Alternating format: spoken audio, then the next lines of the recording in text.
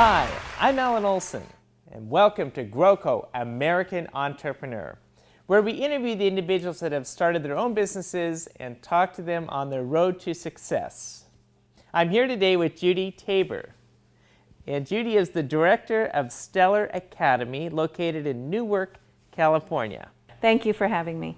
It's good to have you here, Judy. You, as a director of Stellar Academy, first of all, let's talk about what got you into starting an academy and what differentiates your school from another private school. I actually wasn't the founder of it. I was a teacher on site at the time, and I was involved with Stellar Academy because I had a son that was attending the school. And it was Charles Armstrong Fremont branch at the time, and my son went there and I was a teacher. And when that site closed, I was a teacher for the next the Stellar Academy that was created. So I've been in the ground floor with everything, and it was all about one little boy that needed assistance, and it went from there, and it was my career, became my career.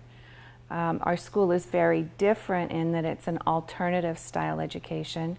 It uses a specialized approach called the Slingerland approach, and we teach children that have symptoms of dyslexia, and we work with them for a few years and then get them back into their regular settings so that they're capable of being successful there. And what grade levels do you teach? We have, this year we have 6th through 8th grade, but we generally have 2nd through 8th grade at our school. So we're ready and willing. And the students that come there, do they have to apply, or how do typically students find your academy? They usually are suffering with symptoms in school and not doing as well as they should for their intellectual abilities. They might get a referral from their physician, or it would be a pediatrician, or maybe someone who does testing on them might recommend our school. But they're just not measuring up to where you think they should be intellectually, and they're just not doing real well, and it falls in the language arts area, so reading, writing, and spelling. And so parents will come to us and see if, maybe there's something we can do there. So we would start with giving them a Slingerland screening, searching for symptoms of dyslexia.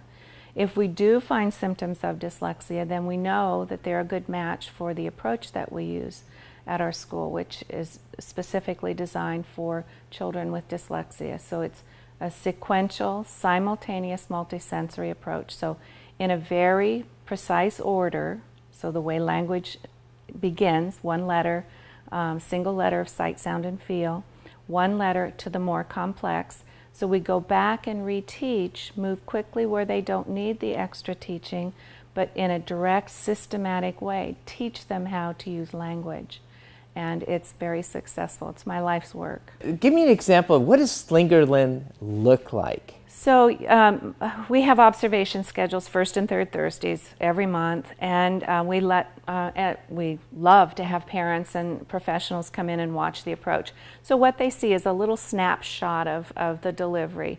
It's actually a very complex lesson as it finishes, but to see a little window of 15 minutes, you might see them writing in the air H, house, or you might see them doing a very involved word like vanishing. That's not a very huge word, but for a young one, it would be van-ish-ing, and they'd break it all apart and then put it back together, spell it. Class would spell it together, and then they put it on their paper. So the teacher's waving their hands.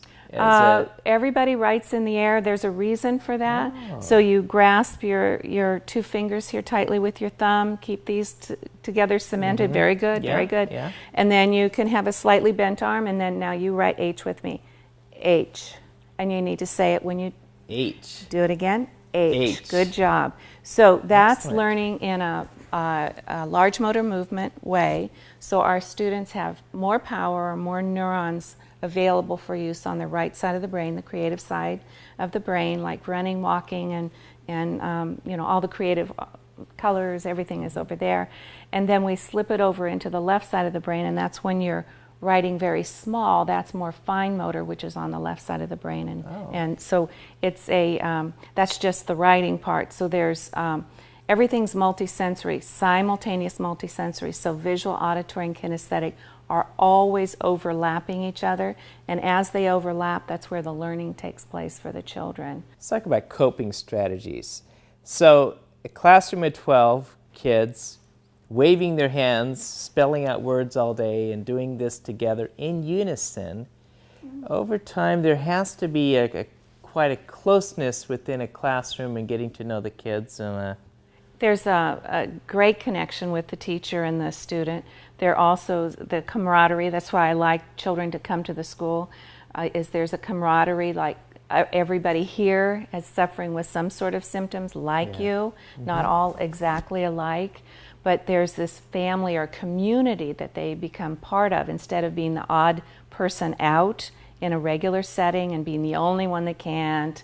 There are others there, but they may be hidden. So at our school, everybody knows, everybody has some issues with some of the language area, and some lead in one area and falter in another, and pick somebody else up in one area and help somebody in another. And it's not like we write in the air all day, it's just that language component where there's a lot of this large motor movement to assist them.